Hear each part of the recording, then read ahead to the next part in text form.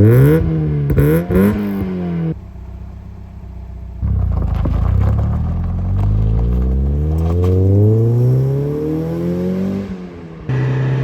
and welcome to another review on Mountaintop Racing. I am Constantine and this is a 1990 Mazda Miata. Now this isn't any 1990 Mazda Miata, this is my 1990 Mazda Miata. I've had over 10 of these cars now in my lifetime, and there's a really good reason why I keep coming back to them. For the price, I don't think you can get anything as much fun. There are more expensive, faster cars out there, but something about the simplicity, the lightness, and the agility of these little Miatas makes them timeless. There's nothing you can buy right now that feels like this.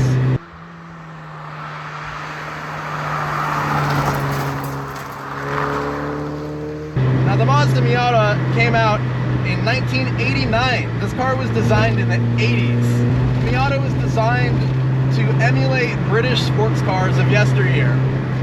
Cars like the Lotus Elan, old MGBs, you know, little lightweight, simple British sports cars are what the Miata was basically trying to emulate when they made it. But with one really important difference.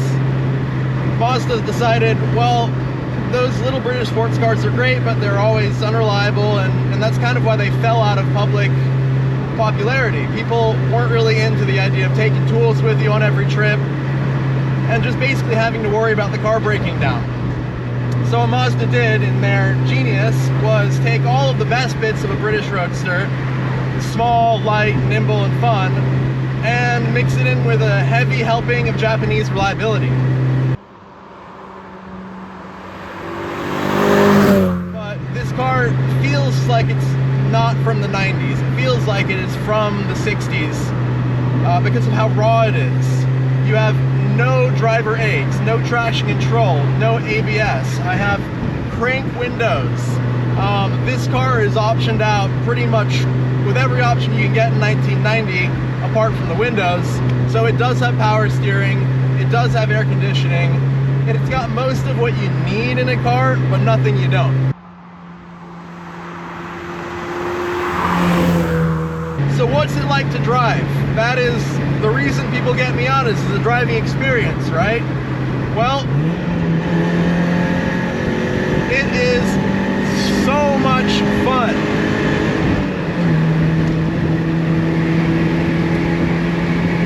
If you're on a twisty road, this thing has enough power to do whatever you need to do.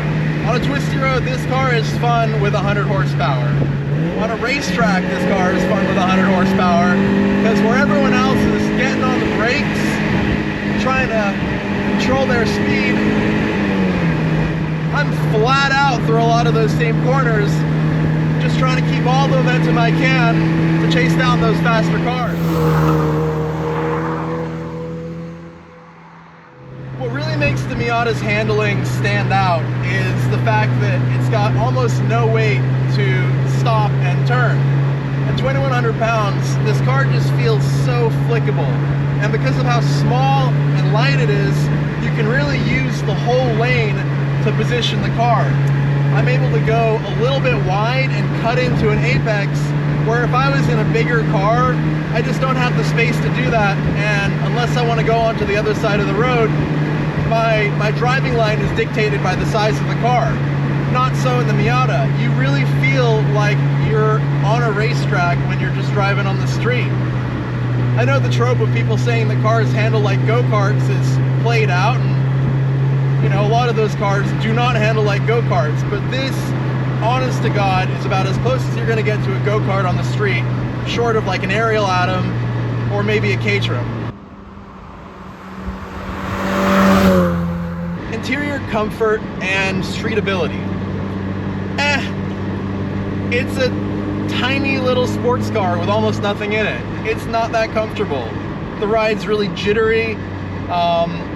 Because the suspension is stiff and the chassis is pretty soft, you get a lot of cowl flex and judders. It's not really a car that you want to drive daily through rough roads or in a big city. The Miata, in my point of view, is best served as a weekend car, a second car. And that way you don't get frustrated with the lack of comfort on a day-to-day basis. Yes, you could daily drive a Miata. I've done it before. I was much younger and more tolerant to noise and vibration, but you can do it. And a bonus is that it's really reliable. This car has 130,000 miles on it, and the only issue I've had was some coolant hoses that I needed to replace, really. So it's reliable and it's good on gas, so you could daily drive a Miata if you really wanted to. But I think the majority of people who buy this car are buying it as a toy, and that's really what it is. This is a big street legal toy for adults.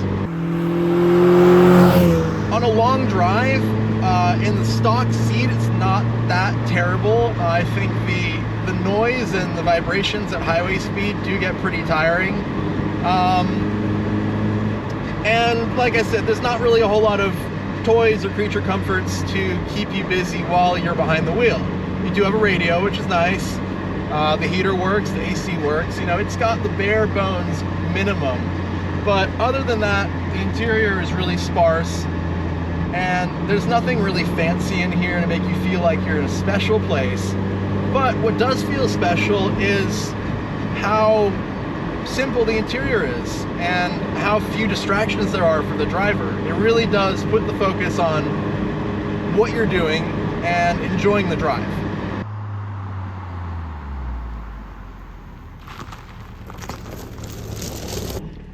Alright, so some of you are probably wondering, is it fast?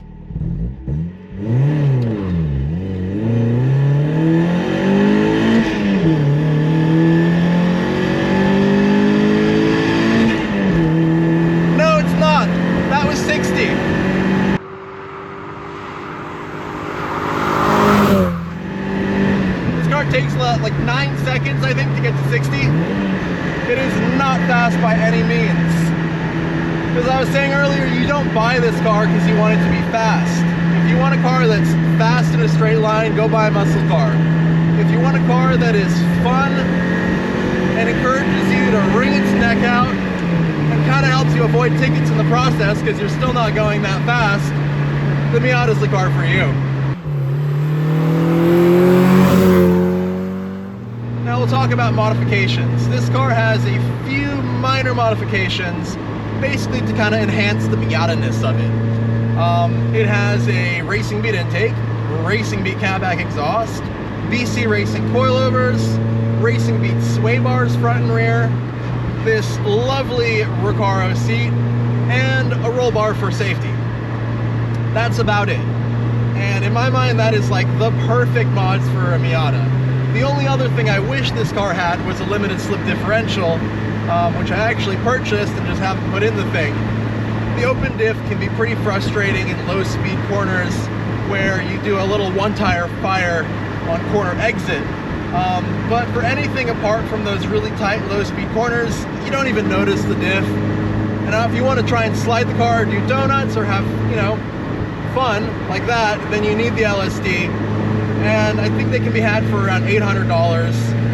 Add a couple more $100 for the axles and the drive shaft you need to make it all work. You're into it about $1,000 and you've got a 1.6 Miata with an LSD. Technically they offer the 1.6 with a viscous limited slip, but really honestly just don't do it. Viscous limited slips don't lock up very quickly, they're unpredictable. And in the case of a limited slip 1.6 liter Miata, that diff is probably way past its prime. I mean, 20 years of abuse, I don't think many of them are doing what they're supposed to anymore. The Torsen is nice because it's a gear type limited slip. They work much more reliably, they lock up faster, and 20 years later they still will actually work. Now this car usually is on 205 with 200 tread wear track tires. That's kind of its happy place. Right now it's on the stock wheels and tires, which I consider road trip mode. There's a lot less grip from these all-season tires. That's just the fact of life. If you put narrow all-seasons on a car, it's not going to have the same grip as with sticky track tires.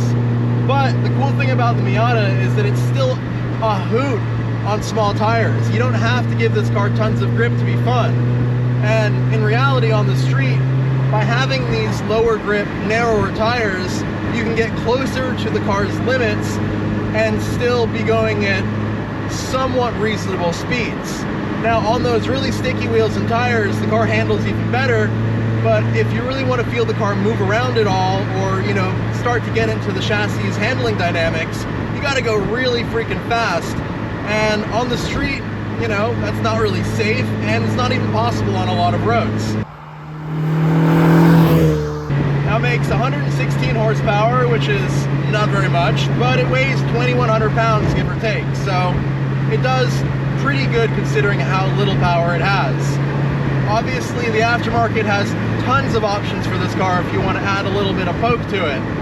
I've had a turbocharged one, I've had a supercharged one, I've had 1.6s, 1.8s, and I'll say that turbo Miatas are a lot of fun. It's crazy what happens when you double the power in a car this light, but it does take away a little bit from the driving experience.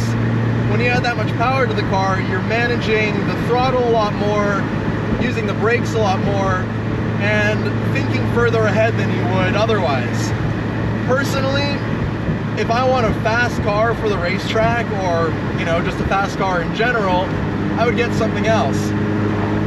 What I have this car for is speed, momentum, and fun. And I say speed through corners, not in a straight line. I think a naturally aspirated Miata, as light as you can make it, is the most pure form of Miata driving.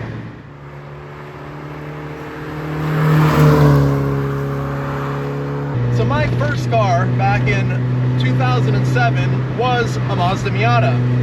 And back then, Miatas were not what they are today. When I first got my Miata, I went to little Miata meetups, and pretty much everyone in those meetups was over 55. It was like a seniors group. They even met up at like a Marie Callender's or something. Very, very old man vibes. And that's kind of who drove Miatas for a long time. There was a stereotype that they were for old dudes and, you know, hairdressers, chicks, you know, not really a cool performance enthusiast car.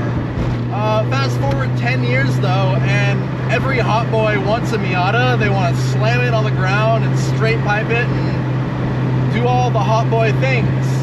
But when did the Miata go from being a cute little hairdresser's car to cool with the kids and something that people really want to modify and make their own? Well, I think the secret really is what you can buy and what the Miata offers that modern cars just don't. There are no cars on the market that I can think of that are this simple, light, pure, and enjoyable to drive. Now, there are plenty of cars that are faster than the Miata, technically handle better with more grip, and have a lot more modern amenities.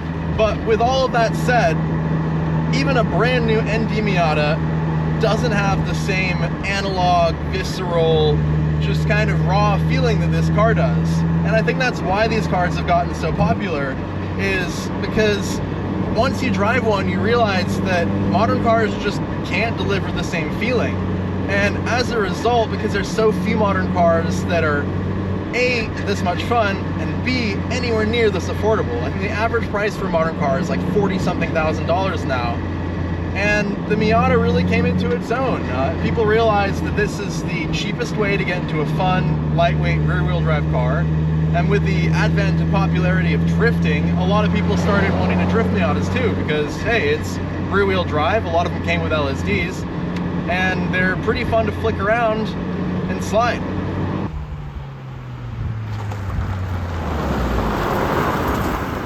You want a small, lightweight, convertible sports car. The answer is always Miata, right? Well, it has been for years, and the Miata is still very much the right answer, but there are alternatives. Now, a car that I've done another review on, the Toyota MR2, if you haven't seen that, go check it out, pretty much is, in my mind, the closest competitor to a Miata on the used car market. Now, I say that because it is about the same weight as a NA Mazda Miata. It's got about the same power, maybe a little bit more. I think it's 140 something as opposed to 116. But if you're looking at a 1.8, it's only 130 versus 140. So the power difference between a Miata and an MR2 is very, very small. The weight difference is also very, very small. with the MR2 weighing a little bit less than the 1.8 liter Miata and just about the same as the 1.6. As far as handling dynamics go, the MR2 does feel like the more rigid chassis between the two cars. I think it's kind of a little bit of a secret in the automotive world that the MR2 is underrated. It's highly underrated. The chassis is stiffer than this, there's less cowl shake, the engine is very comparable, and the fact that it's mid-engine and has very little weight over the front tires gives the MR2 a really amazing turn-in and handling balance. Now, is it better than a Miata? That's hard to say. I think stock for stock, if you're only talking about just turn-in, handling balance, and feel, then yeah, the MR2 may be the better car from a handling perspective. Now, it's less practical, it has no trunk, very little interior storage, whereas the Miata, it's got a small trunk, but a small trunk versus no trunk, it's a no-brainer. You can still put, you know, stuff for a long weekend away, a suitcase. I've crammed quite a lot into this little car. So I suppose you should talk about the Porsche Boxster as well as the MR2, the other sort of lightweight mid-engine option. Now obviously they're a little more expensive than the Miata. Ironically, they're not much more expensive than an MR2 right now for a first-gen Boxster.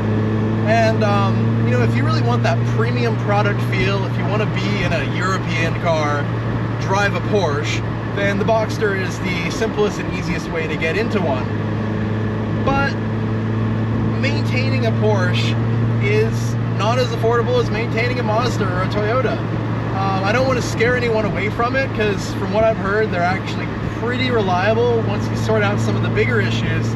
But the fact that there is a potential for IMS bearing failure, and the fact that if you do need replacement parts for a Boxster, you are going to be looking at spending a lot more, probably double or more than double for most of the parts on a Porsche, versus something as simple and just readily available as a Miata.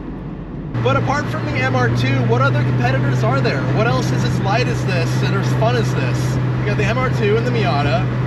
Some could probably argue that the BMW Z3 fits in somewhere as a competitor.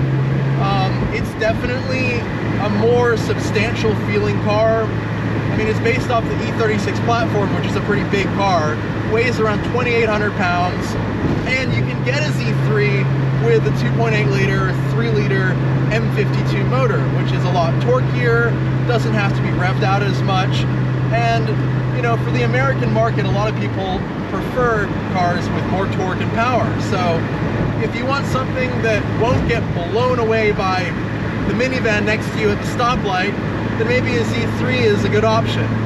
Z4 is also a good option. It's a little heavier, but it's a little more modern. Very much a similar driving experience to the Z3, with a bit stiffer suspension as well.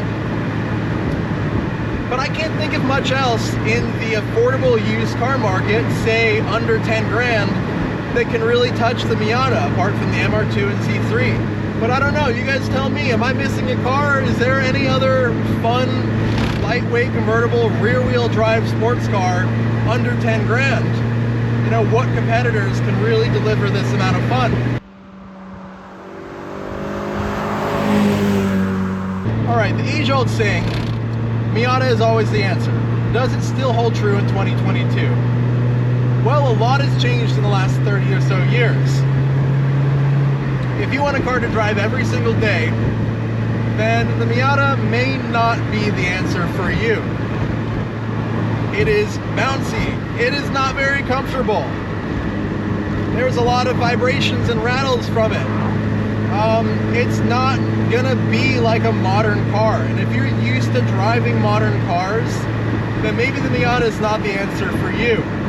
But if you're looking for a fun, lightweight, simple sports car to really get into driving with, then I think it was true 30 years ago, it was true 20 years ago, and it's still true today. Miata is always the answer. Now I'll say that with a caveat. There are other good options out there. The MR2, like I said, is a great option. The Boxster, the Z4, there are other cars that will fill your needs if you're looking for a pure sports car. But that word pure That's where the Miata really stands out. There is nothing to take away from the driving experience, and it is nothing but a modular base from which to build off of.